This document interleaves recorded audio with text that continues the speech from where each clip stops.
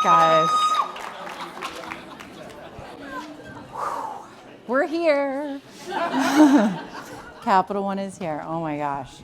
Thank you so much, Brett. Thank you guys so much. This has been, just have to say, as a speaker, this has been like the most professional, fantastic conference. So I'm so glad to be here. Thank you guys so much. So I'm Daphne Bourne. I am a design ops manager at Capital One Bank. I'm based in New York. And I'm going to talk to you about sort of design in an agile world and how I, as a design ops manager, ensure that our design teams stay healthy, because agile and design kind of weren't really made for each other. So 3 kind of key points and takeaways for you guys is I'm going to talk a little bit more about what design ops is and how it sort of fits in a design organization. Thank you, Phil, for that. You guys, last night at dinner, I was like, I'm the only design ops person here. This is, oh, hi, Phil, from Google. Thanks. So yeah, everything he said, no, I'm kidding. So yeah, we're going to talk a bit about the design ops role, kind of piggybacking off of what Philip was talking about this morning. And I'm also going to talk about a bit of a tool, and it's going to be a takeaway, so you guys can all have it, a tool for some kind of feature discovery to facilitate that in more of like an iterative and collaborative way, and some insight into what sort of helps design teams kind of collaborate and stay healthy. But first, a story. This is just to, humanize me so you don't think I'm a robot. So when I was about 13 years old, my parents sent me to go live in France for a summer with a host family in like the northwest of France. It was about 6 weeks. And I was doing really poorly in French at school. And my parents were both European descendants, one's German, one's Dutch, thought that, just go live with a family who doesn't speak any English and hopefully your grades will get a little bit better. And I was like, okay, I'm 13 years old, I can do this. And I had a really bad grasp of vocabulary, verb tenses, the whole thing. But I thought, okay, if I need to get through the summer and connect with these people and enjoy myself, I'm gonna kind of have to give it a go here. I can't just sit in my room and write in my journal all day. So one of the memories that stands out the most from those 6 weeks was when I tried to engage at a large family formal dinner. They basically had a big welcome for me, so they invited neighbors and extended family, we've got an American in the house. And I was sort of introduced around and asked how I found the food, French food, by the grandmother who's kind of the matriarch of the family. And everyone hushed and waited for me to respond. It was day 2, and I was oh my God. So I wanted to impress her and my host family, but I didn't really have the right words yet, the vocabulary. And I also didn't want her to think that I was some uncouth Yank who ate fast food and was horrible. So I wanted to let them know that I appreciated their fine delicacies and the fine cuisine I was having, and that in my broken primary school French, that the food was fresh and it didn't have a lot of preservatives in it, like American food. Again, I didn't really know the right word, so I was kind of finding the French equivalent to preservative. I don't know why I chose the most complex word, but I was 13, so turns out the word preservative is preservative, which I chose, but that actually means condoms in French. So basically, I told them that their food was great because it had condoms in it. And that was the impression I was hoping to make. So, so what the heck is that story even about? I know. I tell it for a few reasons. One, I love self-deprecating humor. And I like talking about stories where you make a mistake and talk about failure. I know Philip was talking about that earlier. See, we're doing this thing.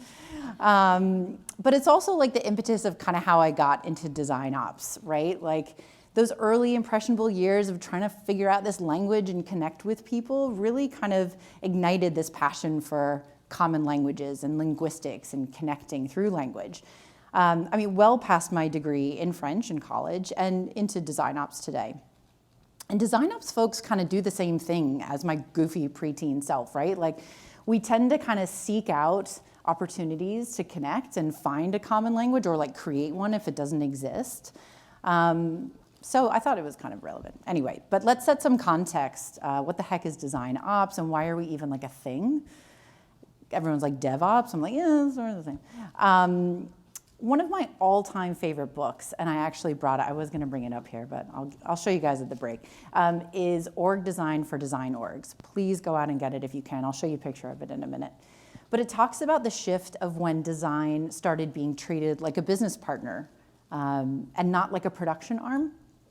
So Design Ops was kind of born out of that change, which was probably about like 12 years ago when businesses realized design was pretty much needed to be like a core competency, just like IT, just like marketing, and just like sales. So, you know, the big guys at like GE and IBM started investing in design and grew their teams to like 1,000 designers within a 5-year period, which is huge.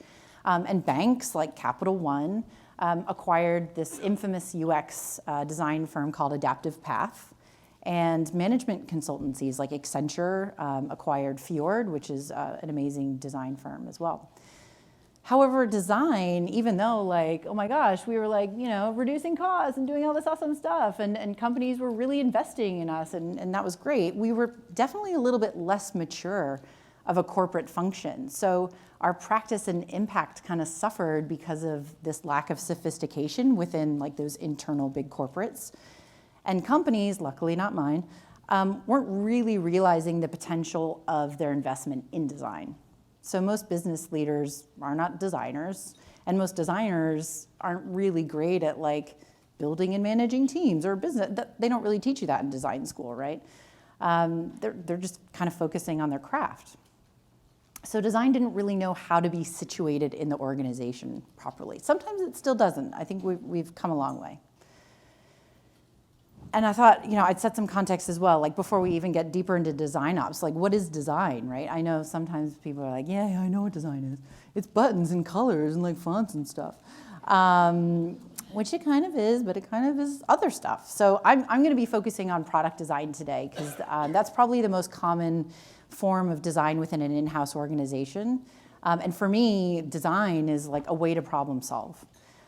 So in the early 2000s, design was being sort of recognized for like, you know, we work a lot on empathy, like customer empathy and user empathy and iterative aspects of the practice. And it was sort of helping like those traditional banks or IBMs or GEs sort of break out of their more analytical ways of producing services or products. And as software sort of continued to rise and become a little bit more complex with the products and services it was making, it tended to lack that empathy for users. And sorry, tech, everyone's like, what? I know you guys think about users too. But this is sort of when a lot of like the user experiences were getting complicated or a little bit tricky or confusing, and how like user-centered design was born. You know, we started to look at user research and workflows and wireframes and usability testing and personas, and there we go. It's like human-centered design just blossomed, which is awesome. And that really helped the problem-solving space, which became more meaningful from a customer's perspective. Rob Brunner, who is a founder of a product design consultancy called Ammunition, who they're best known for their work on Beats by Dre, said at a conference in 2016 that design is a process and not an event. So, you know, that's kind of like your traditional way of like where design sort of comes in and does a screen and then passes it to engineering kind of thing. And only until recently, design was kind of seen as a step in the chain like this. And Rob's point was that design is a process that works best when infused throughout a product development lifecycle, not just one little step in or at the end, and when, you know, we're just asked to do buttons or screens. But design also allows teams to test and experiment rapidly, right? Design can sketch and ideate in really like inexpensive and quick ways. So it allows for that rapid kind of experimentation for product organizations. And that gets ideas out to our customers really, really quickly, or users, and we get that feedback so quickly. So you get more solutions that haven't really been considered and are a bit more meaningful based on like external feedback from the people who are actually going to use the thing or the service, and what our customers like actually want, not what our executives think is the right solution. So design can be squishy and at times kind of nebulous and mysterious, But by creating these frameworks and process and systems oh, sorry, I say process. I lived in Australia for a long time, so sometimes I say weird stuff. But by creating frameworks and process and systems to support this budding maturity and finding the right ways to like measure and track like all that great stuff that Philip was showing us earlier with that dashboard. Oh my gosh, I need to call you later. It helps track and report on the impact of design within the business. And not only that, but it helps kind of evangelize the benefits of the design function, and then understanding like, oh wow, we need like operations to sort of help this thing stay healthy and on track, and the well-being of it together. So this is my design org that I'm in. We're called One Design. We are about, oh gosh, 500 more now, like almost 600 people. It's crazy. And we're located pretty much all over the country, a little bit here and there, overseas in Canada and the UK. And yeah, we've got a lot of locations. So the team here actually is from like all different parts of the country, which is pretty cool. So we're sort of an embedded practice within this design org of now, yeah, 600 odd designers. And these are the structures that we sort of support. So the people, practice, and portfolio. Capital One is amazing at investing in design ops, because look how big our design org is, right? And like, we're about 40 odd people just within the design operations practice to help support this. And we're pretty much aligned to lines of business, which are sort of these green things over here. I'm actually in the consumer bank. So you've got like card and commercial and all sorts of financial services, Cleaves here, yay. So yeah, so it's a pretty decent sized design structure. We, as a design ops team, stay connected through a community of practice, which is awesome. So we share a lot of our tools, we share knowledge, we share resources, learnings, best practices on like a monthly call. Is it monthly? Is it every 2 weeks? Monthly, okay, good. I always am like, am I supposed to be somewhere? And this is our mission statement. So it says, design practice managers enable designers to design by our constant oversight of well-managed design teams. Let me explain what well-managed is. That's kind of a Capital One thing, I think. Well-managed is basically making sure like we're not doing stuff like Wells Fargo, where, you know, we're breaking laws or, you know, ethically, morally, like trying to do the right thing by our customers. I know it's crazy for a bank, but we are trying to do that, and we do. So well-managed is like making sure that, you know, we're not, we're like risk averse, and we're including compliance, and we're not spending a gajillion dollars on things. Like we're, you know, we're financially frugal, not frugally financial. So that's what well-managed, if you see that throughout my deck, sorry about that, that's total Capital One talk, but it's really important, and we really believe in it. The tools and the environment with which they work, so things like, you know, if we need touch screens for collaboration, or if we need war rooms, or if we need plotter printers. Debbie, don't get me started on the plotter printer scenario, that's full on. All of these tools and environments with which our designers need to work is part of our mission as well, and the project outcomes they create in pursuit of championing the value and impact of design. So DMs, design managers, or design ops managers, or design practice managers, we're kind of all the same, are connectors who revel in getting things done. Oh, good, that came up okay, yay. I'm not a designer either, whew. Yeah, that's why my slides look the way that they do. So if anybody's looking at like the leading and kerning and spacing, I'm so sorry, it's probably doing your head in. But this is how we partner with design leads. So a lot of the times people ask us, like, what's the difference between you and my design manager or my design lead? The design managers that are kind of the more senior folks within a design team are like I call them my model citizens sometimes, if they're doing things the right way. So they're my best advocate. They're usually who I tend to partner with when I'm trying to operationalize things, implement things, and support the design team's health. So we tend to partner with design leads. You'll see design leads is kind of this bubble on the right. Yes. We kind of collaborate in the middle, so that's sort of where design ops helps complement the design leaders. And then the design ops guys, like pretty much the stuff on the left is what we focus on as well. So we tend to partner with our design leaders around like process improvements, relationship management, hiring, recruiting, resourcing, and facilitating workshops. It's really hard for a designer to run workshops sometimes when they have to like be the designer, but then also facilitate the workshop. So as ops people, we go in and do that a lot. So we can kind of be that like neutral buffer and let designers like then advocate for design in the workshop, if that makes sense. So what does it take to be successful in this kind of at times bleeding edge function? Most of the design folks I've met in every job and country, so I worked in Sydney for 15 years. I've gone to conferences in the UK and around the country, all pretty much have the same kind of behaviors and traits. We're pretty curious folk, so we obviously like to investigate and learn more about what the problem we're trying to solve is, right? That is like such a design phrase. What's the problem we're trying to solve?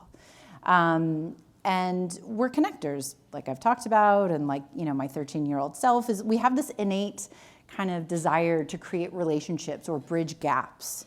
And we genuinely want to help people find the answer they're looking for by putting them in touch with the right person or on the right career path or the right information, the right tool. I mean, it's all, you know, same as you guys. So, and we're fixers, right? We tend to kind of morph into like any tool necessary to get the job done. I have morphed into a Scrum Master or like an Agile coach many times, and that's a lot of what I do actually. And we're highly organized, right? So we like love process and frameworks and methods, and we're gonna get into that, it's so fun. And we create systems and we evangelize those efficiencies and those tools to our designers that kind of don't really get that or don't really want to get that. And then we also help kind of bridge those tools or those efficiencies with their partners like in product and tech. So we help kind of keep that collaboration together. I mean, sounds familiar. Like we're basically just like you guys, you know? We're pretty much project managers by background or experience, or producers or researchers, even designers who like just revel in solving like systematic problems or trying to get teams to produce quality work. We tend to get taken advantage of at times because sometimes we're so new, like as a function in a team, that they only put like one of us in for like 50 people, and we're like, whoa, which is sort of where we started. And this is meant to be ugly, don't worry. So this was the structure when I first started at Capital One, and we were supporting consumer bank of about 70 odd people across all those locations I showed you before. Doing all these things, right? Like reporting and budget and oh my gosh. But we could never really make like deep enough change. Like that's my boss on the left, me in the middle, my colleague on the right, and we each had like 3 teams and we were trying to do all those things like for every team, oh my gosh. And it was just like a hot mess. So we've seen like typically a healthy ratio for designers to design managers is about 12 designers to kind of 1 design ops manager. So we actually grew to about 8, almost 9, fingers crossed, 9 design ops and research ops in the middle of last year. And we're now supporting about 95 odd folks. So with that, we needed something better. And our head of, who's my boss and the chief of staff, came up with this awesome structure to sort of ease the pain of how traditional design ops folk kind of function. So we created this mission, which is basically, you know, removing the red tape so designers can do what they do best, which is design. And this structure kind of allows us to stop being like the everything to everyone, and lets us really dive deep into our specific skills. So how we're organized is we've got, in the people ops section, we have my colleague Noelle, and she focuses on like career development and performance management and being an advocate for the multitude of HR initiatives that come at like a team level. And she's also part of like the hiring and structuring of teams for optimal performance based on their skill sets. Most design ops people like do that as well as, right, like all of those things. But Noelle actually has an HR degree and she's awesome at this. So that's kind of her area of focus. I'm in the portfolio piece over here where I've got another colleague, Brisbane, and we look at sort of the health of the teams, like I was saying, like process, efficiencies, collaboration. Wow, this time is going by faster than I thought. And lastly, we've got practice, which is a lot of my team here, who help look at things like the tools which we use for our user testing. So we have a lot of labs, which has a ton of expensive equipment, which has a ton of process. And we have like touch screens for the collaboration I was telling you about, and all the spaces and vendors and contract negotiations. I don't know how you ladies do it, you're awesome. But we all kind of overlap and sort of complement each other in certain areas, but sort of having that specific focus has just been like, we just scaled so quickly, it was awesome. So we do stay really aligned as a team. We have like our own kind of forming and norming, retros, stand-ups, all that kind of good stuff. Some of the operational challenges that I'm currently trying to solve in portfolio management are these three things, and they kind of are gonna be what I talk about as I go through my deck. So I'm gonna sort of breeze through this. So collaboration, right? So I'm trying to help design have that seat at the table. Philip talked about it, the three-legged stool, which we'll talk about in a minute. And I coach teams who have never really been in that situation before, like how to be the third leg, the design leg, and stay really strong, even when people don't understand what you're talking about.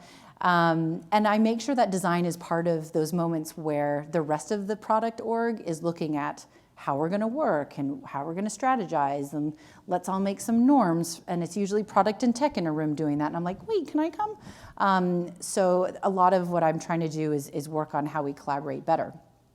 Common languages.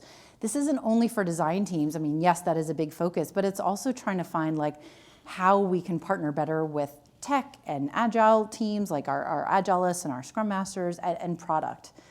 And then team health, obviously. So just making sure that like while they're doing all this crazy stuff, they're still like healthy and sane and happy designers. So collaboration. All right, how many teams product development cycle looks like this in an agile environment? It's okay, it's a safe space. I know this is waterfall, it's not meant to be if you're in an agile environment. Or maybe you have like partner teams that sort of throw stuff into your org and they're just like, can you just like make this happen? And then it goes into a roadmap and then it's like, what? And then design's like, what? Right, so we don't want to do that. We want our product delivery to be more iterative and more collaborative, right? We want like hypothesis-driven activities and user testing and opportunity assessments, and like how do we kind of evolve with our product teams to get them there so that we're practicing more of this? It's through my lovely stool here. So I first really understood the stool model when I read an article written about Alex Schleffer, who's the VP of design at Airbnb. And he talked about the stool from like, more of like, oh, we need to hire like design at the high end of the org, and we need to organize our teams so that engineering, product, and design all sit together and all that good stuff. And he said, which is my favorite bit, that ensuring each discipline is involved and aligned from a product's inception to its launch is basically how you're going to get a design-friendly organization, but to help fuse those things together so that each discipline feels kind of respected and heard. He also goes on in the article to talk about all sorts of other things that I'm going to skip over. And this is this book I was telling you about. Oh my gosh, it's upstairs in my room. I love it. I like read it every night before I go to bed. So I do. It's weird. So Kristen Skinner actually used to work at Capital One. She wrote about the three-legged stool with Peter Merholtz in this particular book. And they talk about how as sort of tech and product delivery got more complicated. It used to be like one central business owner was making all the decisions, right? But we can't really have designers just handed briefs. They really need to be part of the conversation earlier to make sure that everything is represented equally, right? So my stool here. And that the reality of like current day product and service delivery is really messy, and it requires this like productive tension between product design and engineering. And that if any leg is like deficient, what is delivered is going to be wobbly as well. So this is really kind of key to making sure that we're delivering like good quality stuff. Oh no, what? Oh my gosh, my stool. Yeah, product took over. So this is like kind of current day, right? As much as we try to really combine product and tech. Like, are the legs all sort of equal? Are they strong, firm? Do they wobble a little bit? Like, how do we make sure that this stool is considered as much as possible in the way that we work together? And is design even ready to be that leg and like to have, like, that's another thing. We need to make sure that our teams are like prepared for this, right? So this is the tool that really has helped in all of my, my roles in product design, kind of help collaborate and be the catalyst to finding that productive tension between the three disciplines. And it's, I know, surprise, a lean canvas, right? Like everybody's like, oh, lean canvas. If you've seen this before, this is just one that I've kind of iterated on, and this is the one that I'm gonna share in Slack. You can download them from the internet. I mean, they're just everywhere. And it's what small businesses kind of use to kick off and to make sure that they were like viable, and the startups guys. And anyway, so it's a one-page document that gets filled out by the three-legged stool all together, all at the same time. And it's really outlining who our customer is, the problems that we're potentially trying to solve or understand more, potential solutions, key metrics, any dependencies, any risks. And it's really helping us balance products on the customer problem instead of like specific features of the product itself. So it's just a high-level summary of what the idea or service is that you're trying to solve for, and most importantly, who for. So I work a lot with product partners to kind of have a first attempt at like filling this out very, very lightly, very gently, before we use it in like an intent or discovery kickoff meeting. And what they do is they usually add like metrics and goals and KPIs, but we've sort of turned it from like a collaborative tool to this catalyst to drive discovery for new features in a more democratic way. So I'll show you. So the PO organizes this kickoff meeting. We get design in the room, we get analysts in the room, we get engineering leads in the room, and they kind of have a first go at like, okay, there's this idea that I have, da da da. So we start with the customer value proposition. Who is this for? To allow them to do what so that they can blah, blah, blah, which is great. So that's kind of like our little North Star then. Then you've got this desirability area, which is 2 sections. It's basically about who the customer is, so what insights we have, like do we have research that tells us about the customer problems already? Viability, which is more kind of the product side, so this is like the business, like what are the outcomes that we're looking to drive, what are the metrics that we're gonna need to measure, and then at the bottom, it's feasibility. So this is what's gonna impact from a tech point of view, can we build it? So all of these things, you can scribble in them, like we've printed out huge ones, and then we put Post-it notes up like this. And it's like a really, actually the Post-it note is probably the best way to do it, because the quiet person in the room who doesn't want to shout out or whatever, just put it on a Post-it note and put it up on the wall. So I will send you guys all of this and some kind of instructions on sort of how to use it. And basically the benefits are like obvious. You're getting all the right people in the room at the same time. So text like, why didn't you call me 6 weeks ago? I could have told you we can't build that. We're also kind of like exploring what we're on the hook for together, like design's hearing products needs, tech's hearing design's needs. So it gets you that kind of like nice shared ownership of what we're trying to do together. Customer, oh my gosh, I've seen so many prioritization or frameworks that have like no customer in it. What?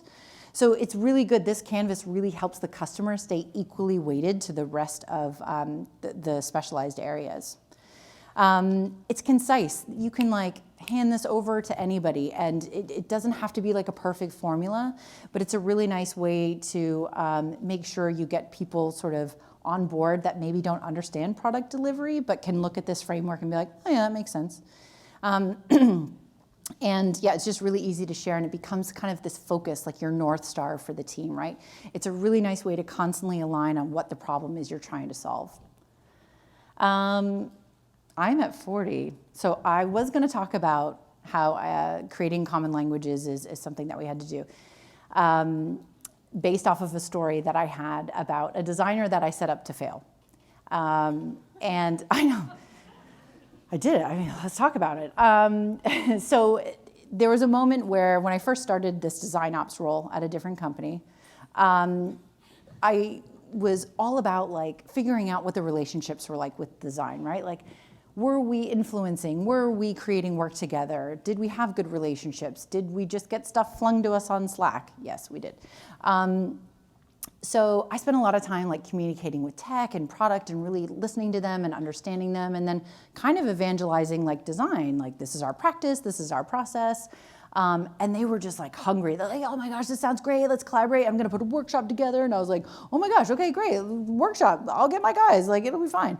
No, it wasn't fine. We had, it's a total fail. So all these partners were like jazzed up to work with us. But what I didn't realize was our design team didn't have like a shared agreed process or a shared common understanding of like, okay, these are some of the design thinking solutions we can go in with, da da da. So they basically just sat there in the room, like just typing and taking notes. And I was like, oh no, we've blown it. There was like this window of opportunity. And I was like, oh my gosh, this is totally my fault. I haven't worked with the guys to understand or to help create or build together a way to influence when you're in these moments that matter, right? They were just so used to like cranking out briefs. It wasn't their fault. They weren't ready to flex that muscle yet. So that's kind of what I was saying earlier before about making sure your team is like even ready. Like you can just totally talk them up and then everyone's all excited, but make sure they have those process and systems and methods and tools to use in that moment so they can show up as that trusted advisor. So what we did was we took a design process. This is the one that was created by the British Design Council. It's called the Double Diamond. You might have heard Philip allude to it earlier.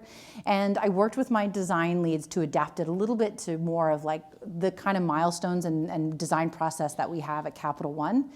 And we just like evangelized the heck out of this thing. We got all of our designers singing to the same hymn sheet. We were like teaching all of our product partners and tech partners about this. We did have to be careful because it looks kind of linear. So they were like, oh, this looks slow and like inefficient. And you're like, no, it's not. But it was really to help us kind of negotiate and assert design in those moments that matter. And because there's so many times where our partner's like, what is design even doing? I don't know, working on a button. And we're not. So we actually even use this in our Kanban boards. So we use like the process to align the milestones of our Kanban board. So our partners could kind of go in and like see what we were even doing. Oh my gosh, this is frightening, I know. But it's actually really, really good. It's like Light Bright on steroids. It's dual track Agile. The top is our tech guys, and the bottom is our design team. And then across the very bottom is our design process. And this is what we used when we created this pilot to integrate design with a sprint team that was petrified of design coming in and being like, you're gonna slow all of our metrics, you're gonna slow us down, no. And I was like, we're not gonna slow you down. We're gonna do this cool thing where we're like one release ahead of you. And then what you guys are working on, we're gonna come in and like do some QA and some review and some build support. It's totally fine. We are not gonna interrupt you. And I was like, okay. And the Scrum Master chilled out and the product owner was fine. But this was a really good way to kind of evangelize, like, hey, we have a process that we can do simultaneously with yours without interruption, but also like collaborative. So if anybody wants to talk more about this later, because I'm rushing, I'm so sorry, I will. Team health, I mean, you guys know this. We're all in agile environments, right? Team health for us is a lot of what Philip was talking about as well, which is like sharing. So design critiques, sharing with your product and tech partners, like demoing work, anything like that. We obviously try to do agile practices as best we can, but I'm super gentle with them and like not to spook the horse because they get a bit like, I don't want to go into Jira. And I'm like, it's okay, we'll do it together. And we do a lot of like fortnightly retros and just pulse checks, sometimes as a cross-functional team or sometimes just as a design team. Clarity has been huge for us. We're really specific about like RACI models and making sure that the team knows what they're doing and when, and a lot of that is through Jira, and we can talk about it over drinks, probably not. Tool set, who wants to talk about Jira over drinks? Not me. Tool sets. Oh, yes. So we create, like I work on a lot of best practices in Jira. So making sure that whatever we're putting into Jira actually makes sense and it's aligned to our product and tech partners. So we don't just have like this design Jira instant. We're actually creating stories that align to our product partners' epics and initiatives, and like it's so awesome. Total unsolicited plug. Yay! So he spoke last year here, and he's kind of how I got into this hot mess. This is Aaron. Yep, it's Aaron.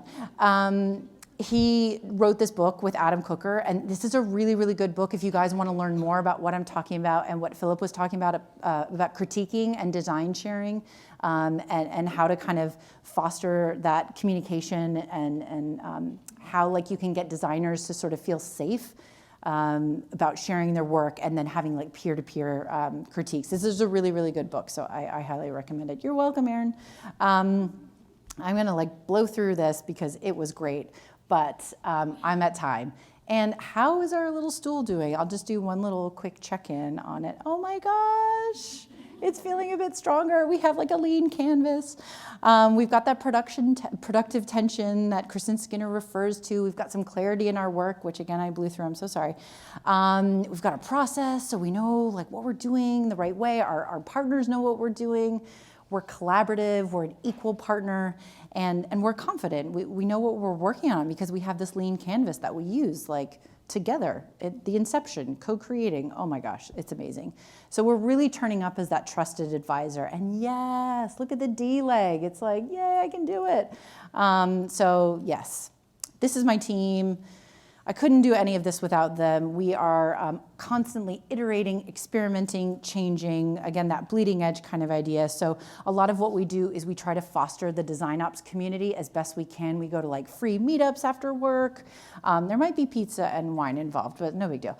And we do a ton of sharing, like I was saying, and we do it back to the design ops community as much as we can.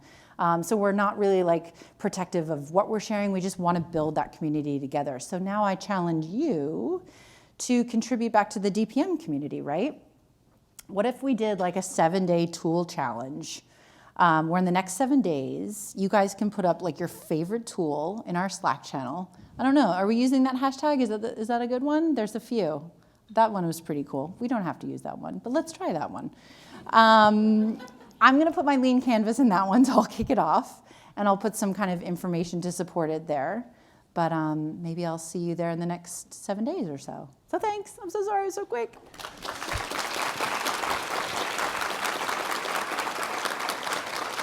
Thank you so much. You're welcome. Awesome to see so many familiar faces in that presentation. Capital One has attracted the most talented people in the industry, I think, and you're one of them. Thank you for being here. Thank you. Actually, we have a few minutes for questions. You thought that you didn't have time left, but you did. So are you okay answering a couple questions? Absolutely. Does anyone have questions for Daphne? We've got the fun catchbox mic if you that. do. Oh my gosh, There's Patrice right here.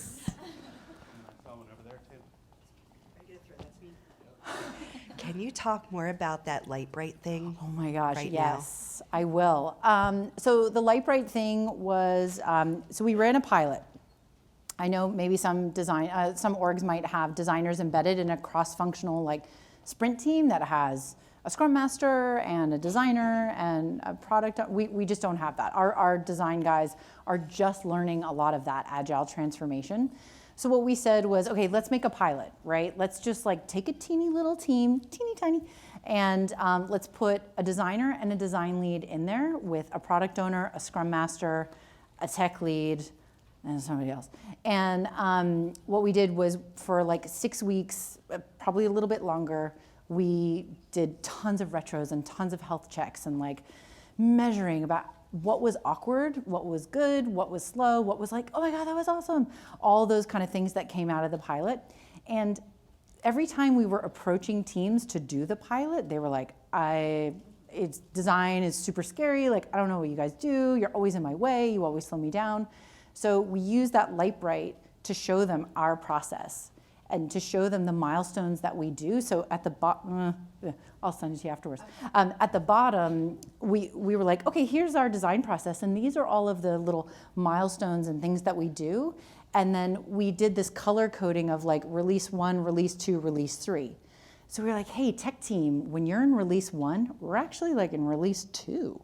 We're gonna feed your backlog. We're gonna get stuff so ready. You're gonna be like, I'm done. Oh my gosh, there's all this stuff to groom, yay.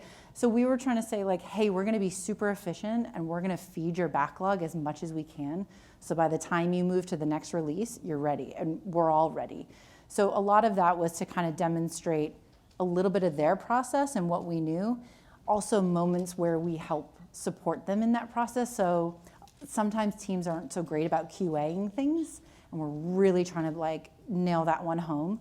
So let's look at when you need QA or build support or review. And we kind of put a little dot in there. So when they're in their build, it has like design, supporting, tech, all the way. And they were like, oh, cool. So it was really to kind of hit home that dual track Agile and to look less disruptive. And we actually had a team that had said no to us before. And then after we showed them the light bright, they were like, we're on board. Yay, don't mess with our metrics. And I was like, we won't. So yeah, that's what that was.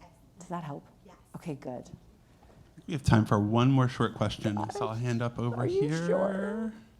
No? No more questions? Maybe that was it. Am I missing someone? Yell out if you can, 'cause I can't see anything with those bright lights back there. All I right. know, it's hot. Where? Oh, yay, hi. Does visual design get incorporated into this? Is it like visual brand? Because this is pre-product, or like how do you integrate your visual with your product design? It is. So we do have visual designers with our UXers, so we usually kind of pair them together. So even in product delivery, we'll sort of separate those two disciplines a little bit so that they're kind of different parts of the process. So sometimes UX goes first, and then visual design kind of comes into, we really try to make, because they're like, I can do both, and you're like, no. So we really try to make sure that, not in a horrible way, no, but to make sure like, hey, visual design is like a really special separate skill set. So where in the process can we make you feel like, you know, you need to be plugged in, and how can you align with the UX person? So I know in-house is like super different and product delivery super different from brand. So process-wise, I don't know. But maybe some of those like practices that we do about like the critiques and the sharing and the communication could help with that. But really delineating between visual design and UX is like super important too. That doesn't help, does it? That She's like, totally that helps. didn't answer my question, Yeah. you crazy person. Well, thank you again You're so much. Let's give another round of welcome. applause for Daphne. Thanks, guys. Thank you.